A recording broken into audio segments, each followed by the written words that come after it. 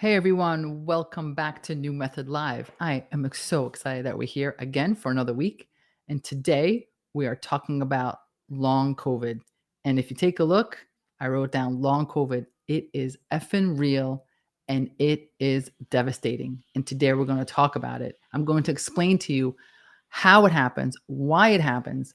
And when you understand the why and the how, you'll be able to understand how to come out of it. And now I know most of you are like rolling your eyes when you hear the word COVID at this point. We're kind of over it. But for those of you who are still suffering from long haul, long term COVID, however you want to call it, if you're already at the sentence, you know how hard it's been. And some docs believe you, some docs don't believe you. And you're walking around feeling like it's in your head and it's not. And even those who believe you basically say, just be patient. It's going to go away. There's no real answer. So today I'm going to give you the answers. But before I continue, when you leave your comments today, no matter what platform, this is not going to be a place for politics. This is not a place for you to leave your comments on masks or vaccines or any of that. This is a place for those of you who are suffering, and only for those of you who are suffering or know someone who's suffering and really want to get answers. Today, I'm going to break it down for you, tell you why long COVID happens, and then also tell you the steps that you can take to get yourself out of it and start feeling like your old self again. And today's talk is going to be technical, but that's okay because I know you, my listeners, you guys can handle it. You are the best listeners, the best audience in the world. And I know that you're going to actually appreciate we're going to get so technical. Put your comments here, ask your questions. Even if it's not about COVID, go ahead and ask them. We can handle it. If you're watching us on replay, please type the word replay so that we can know that you are here. And in any platform, if you type the word change, it'll let us know that you want to access our show notes. And if you're listening on the podcast, once again, you're missing my amazing hair, but I am wearing a kind of off-white shirt and, of course, the stethoscope that my wife bought me. Thank you, Gigi. Follow us on Instagram because we're funny. And if this resonates with you, don't forget to share it with the people that you love and let them become the game changers in their life. For those of you who don't know me, my name is Efrat Lamondre. Everyone calls me E.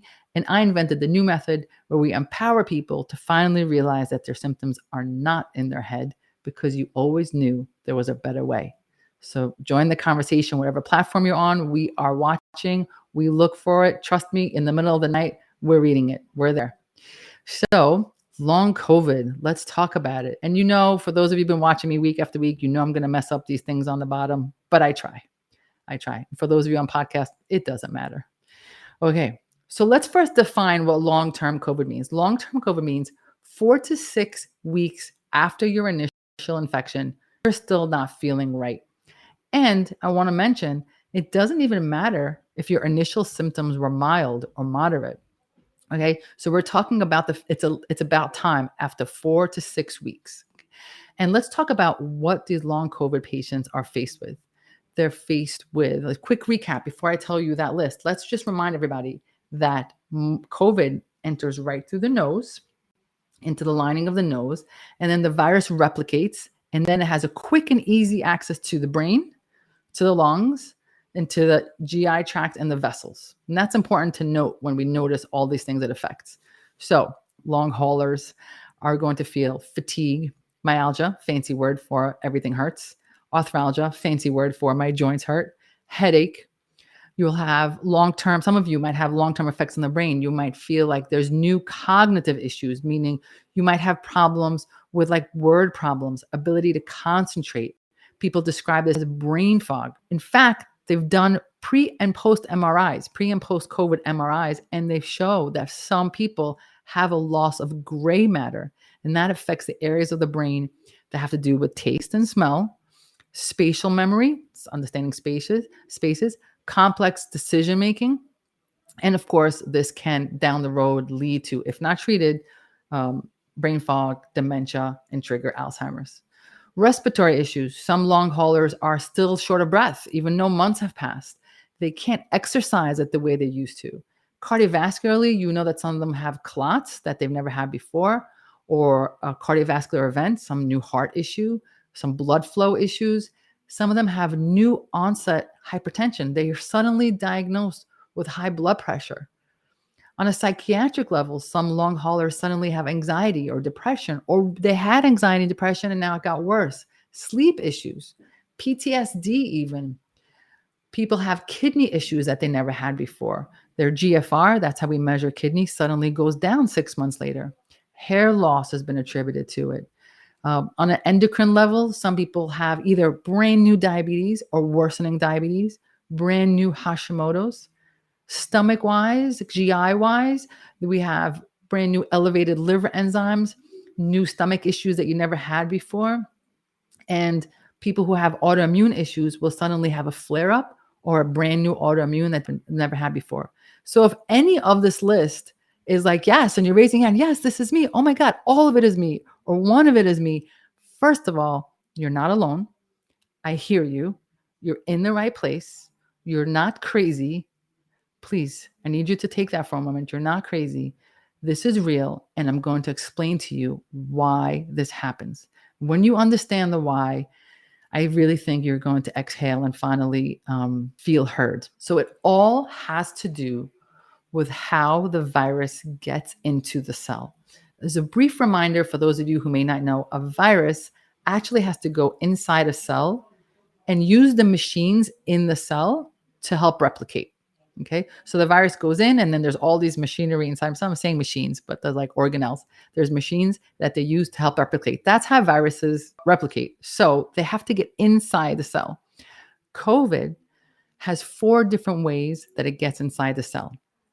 And we're going to talk about one particular way that it gets in the cell, because this is the main reason why you're feeling how you're feeling. So the outside of every cell has a whole bunch of like proteins and enzymes coming out of it. One of these enzymes is called ACE2. ACE2 is the way that COVID binds to the cell. So it binds onto ACE2, and then it uses that as a doorway to get into the cell. Okay, who cares? Here's the problem. The problem is that ACE2 on a regular normal day when there's no COVID around has some really important jobs to do. And let me tell you some of the jobs. And when you start understanding what ACE2 does on a regular day, you're going to understand why you have your symptoms. So it protects your blood vessels, your heart, your brain, your lungs, your kidneys, your bone marrow. It inhibits inflammation. It prevents abnormal clotting, enables healing. And when COVID binds to it, it loses its ability to do all of that. ACE2 is such a super important enzyme. It works on, I'm going to say it again, the heart, the intestine, the kidneys, the testicles, the nasal passages, mucous membranes, lungs. Is it sounding familiar? On a regular day, ACE2 is in charge of managing heart, vessels, brain, lung, kidney, in charge of calming down inflammation, in charge of calming down clots. And now it's busy hosting COVID. Once COVID uses it, it cannot do its normal job. It's impaired from doing its normal job. ACE2 is suppressed. So all the complications of COVID can be traced back to ACE2 suppression, right? So they work on the lungs. You have lung issues. Inflammation. ACE2 is part of our first line defense of inflammation, but now it's busy. So that first line of defense, which tries to calm down some inflammation, is busy. And so we go into these great big inflammatory called cytokine storms because ACE2 is busy. ACE2 is busy, so we get clots. ACE2 is busy, so we get heart issues and vascular issues. It's busy, we get kidney issues. A lot of you might suffer from something called POTS, P-O-T-S, or dysautonomia. If you don't know what that is, that's okay. I'm speaking to those of you who have that diagnosis. This is a common feature of long COVID, again, because ACE2 is busy. GI issues. It actually reduces certain enzymes in the belly, so your microbiome is off. You'll be more likely to have fungal overgrowth. Depression. When ACE2 is busy, it impairs like this kind of flow between tryptophan and serotonin. A little bit too detailed here, but it actually causes depression. It messes with mood. And this also, as I said earlier, messes with gut bacteria and fungal issues in the belly. So ACE2, as you can see, because it is so important in so many parts in our everyday life, when now it's busy or damaged from COVID, it can no longer do the things that we needed to do on a daily basis. And this is why you're not feeling well. The second reason you're not feeling well is because ACE2, when it gets damaged or when it gets busy, it will produce mitochondrial damage. And for those of you who watched me last week, mitochondria are super important parts of our cell. They are basically how we get our energy for everything. And they are very sensitive. And when they get damaged, we do not feel well. By the way, I don't mean to be a conspiracy theorist. However, the reason no one talks about mitochondrial damage is because there's no medication for it. I'm going to show you how we're going to repair it, but there's no meds for it. This is kind of why it's not the conversation. So I'm just going to put it out there. And if you attack me, that's okay, but that's the reality. So the loss of ACE2 activity causes not only damage to all those organs I told you about, but also damage to the mitochondria. And the mitochondria is at the root of just about every disease. So you have these two big issues that no one is addressing and no one is fixing. And this is why you feel so unwell. But let's go on to recovery. So now we understand why it's happening. So how do we recover? So recovery has to do with 5 things. Optimizing lifestyle. I'm going to talk about each one of these. Enhancing ACE2 activity. Now you understand why. Repairing the mitochondria. Now you understand why. Repair organ damage and alleviating psychosocial distress. I'm going to do the first one first. Alleviating psychosocial distress.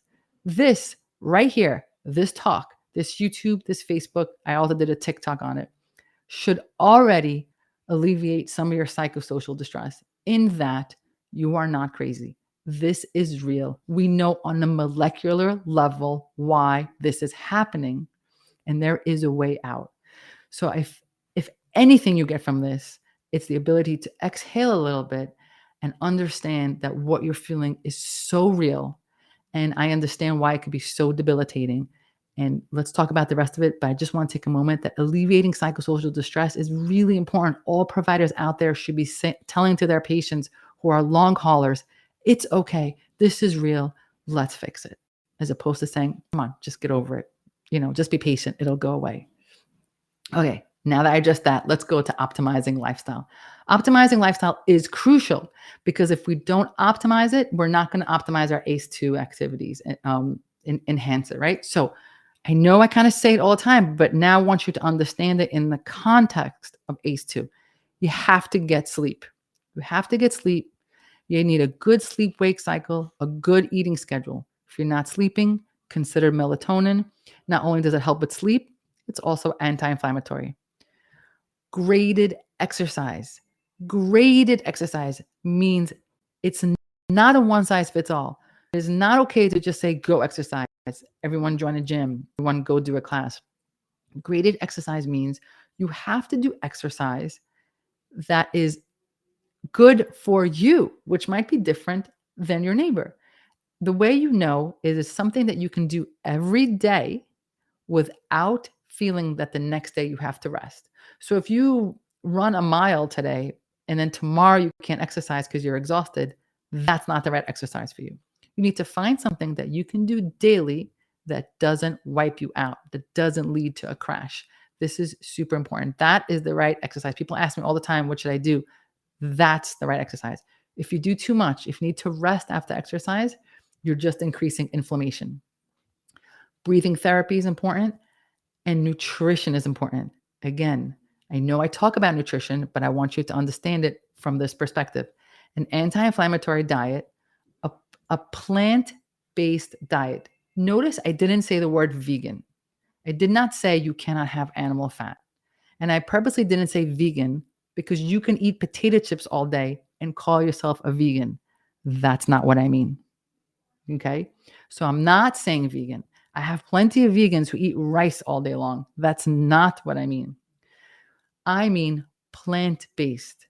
That means I'm not having a conversation with you right now about whether you're getting your protein from animal or from another source. That's a different conversation. What I am saying is that in your nutrition, you must have a lot of plants and they must have a lot of color, because you're going to see in a moment that these colors are actually ACE2 enhancing.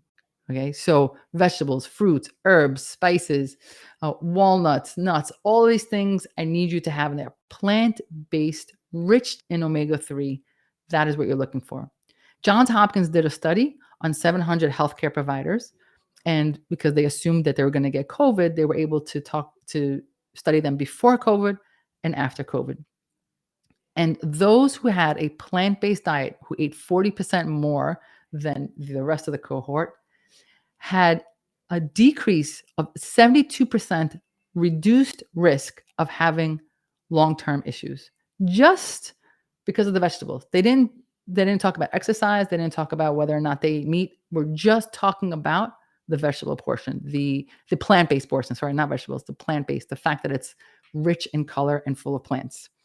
So that brings us now, so we talked about optimizing lifestyle. Let's talk specifically about ACE2 enhancement.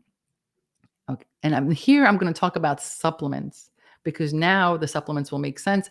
Other times I talk about supplements for different reasons, anti-inflammatory. This time I'm talking about it for ACE2 activity. So omega 3 enhances ACE2. They did a study on critically ill patients taking omega 3, which led to an 84% decline in mortality just with omega 3.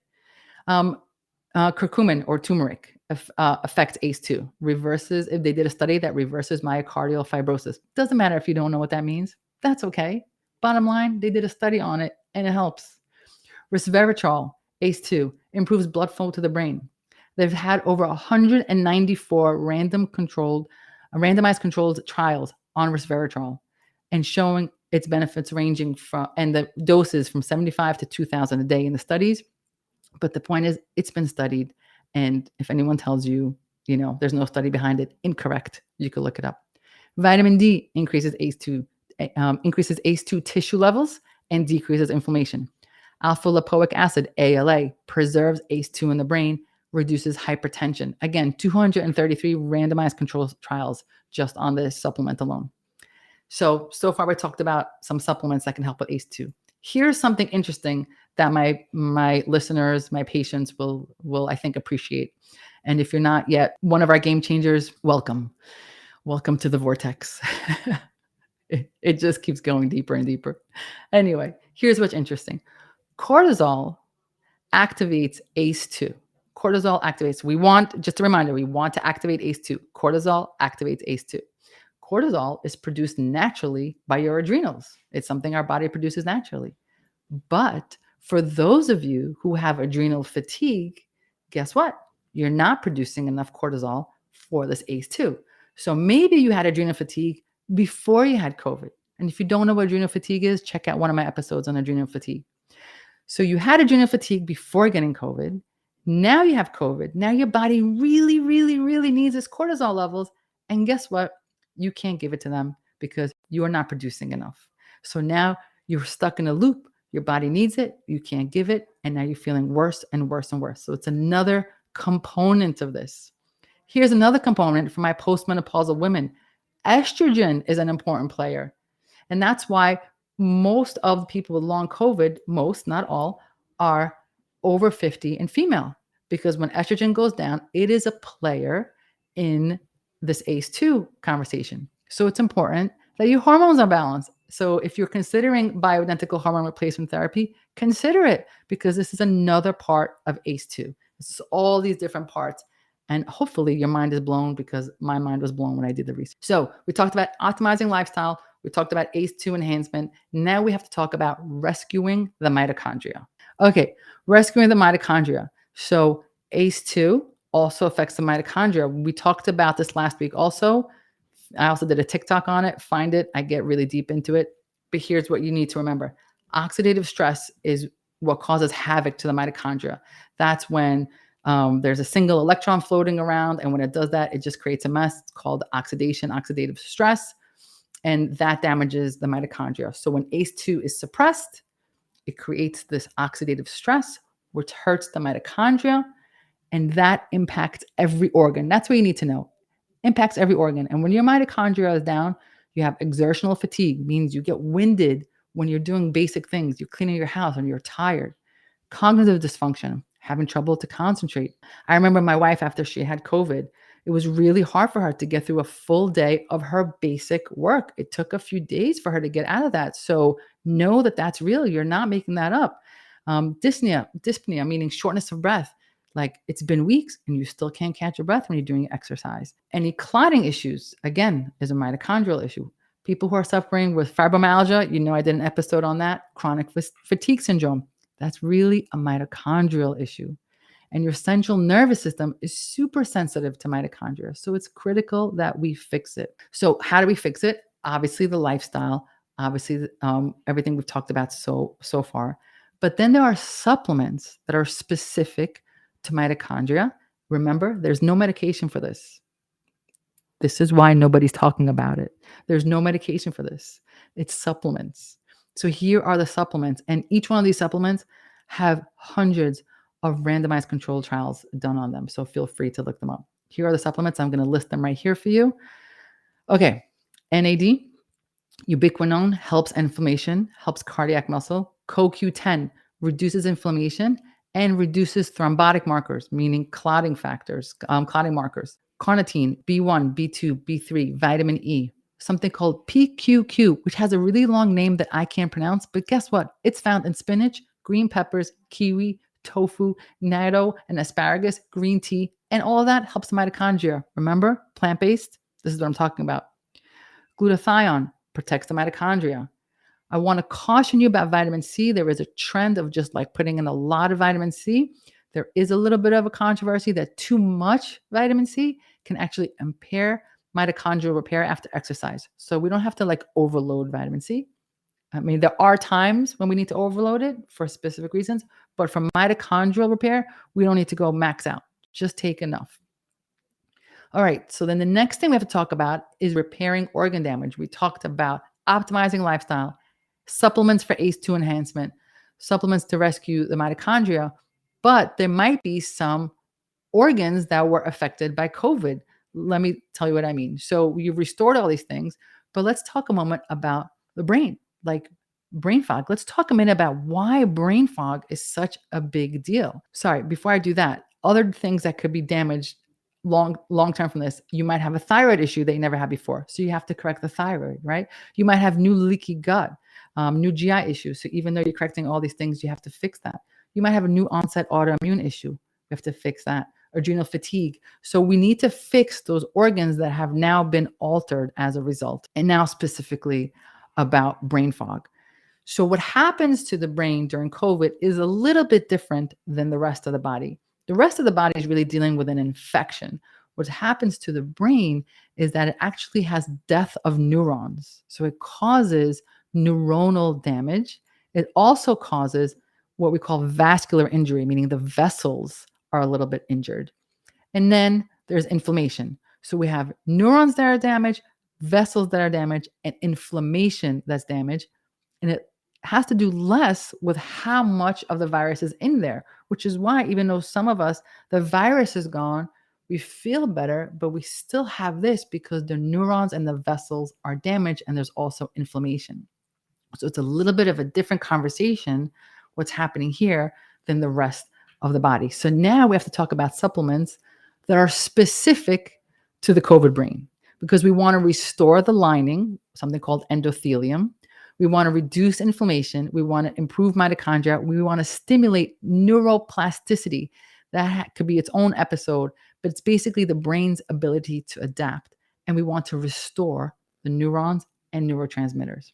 So we're back to omega-3. Omega-3 helps regenerate neurons. It helps the post-COVID brain issues. It also helps the injury to the vessels that we talk about, enhances ACE2, decreases inflammation, and improves mitochondrial function. All in one supplement, omega-3. Omega-3 plus alpha-lipoic acid takes it to the next level and actually stimulates neuroplasticity. Another supplement that you may not have heard of is called vinpocetine. It's spelled Vinpocetine for those of you who are listening. Vinpocetine. It enhances neuroplasticity, reduces inflammation, helps with memory. Remember, the Western diet is not going to help you out here. You need to change your diet first because I'm going to tell you three things that help the brain. They sound fancy, but they're actually found in food. Fisetin, which is found in strawberries, luteolin, which is what makes plants yellow, and resveratrol, which is in grapes, blueberries, raspberries. So you can go and get those supplements, or you could just eat the plant-based diet that I keep telling you about to stimulate neuroplasticity. There's also something called BDNF. I know I'm giving you so much, but I feel like I need to rescue so many of you. So bear with me and just, watch me on 2 speed if you're on YouTube, but make sure you get this info. BDNF, brain-derived neurotrophic factor, has to do with neuroplasticity. Guess what? COVID brings it down. Walking increases it. Fixing your microbiome increases it. Fixing your gut, walking around, all of it increases it. And of course, I already talked about omega. And another word about gut microbiome, because we talked about the organs. We talked about fix the thyroid, fix the adrenals, fix your brain. Let's talk quickly about the gut microbiome. COVID will also decrease the bacterial diversity in your belly. If you don't know what a microbiome is, I'm already at 28 minutes. I'm not going to put it here. Watch one of my other episodes, but just know COVID messed with your belly. So it decreased your bacterial diversity. It increased pro-inflammatory species, and it decreased a lot of the really important bacteria that you need. There is a very specific probiotic out there called Tundrex, Tundrex, which is specifically designed to help the post-COVID microbiome. See if you can get it. It's available online. So I think we covered all of it. And I know I spoke fast, but there was so much. I did hours and hours of research to get this down to as short as possible to give it to you. So here's the bottom line. Let's recap this. Long COVID is real. It is so real. And if you're feeling it, I'm sorry, but there is a way out. What you need to understand that it's all about ACE2 suppression, all about mitochondrial damage. And I gave you everything you need to help you climb out of this, repair your ACE2, repair your mitochondria, repair your brain fog, repair your belly. I know it was so much information, but this is such a critical thing that many of my patients talk about. As always, if you want to work with me and my team, you just go on the New Method anywhere except for Twitter because I talk too much. Send us a message. If you want to do a consult with us, there's always a link in all these places. At the end of the day, we just want to help you get you feeling better, empowering you to know that it's not in your head because you always knew there was a better way. I will talk to you guys next week.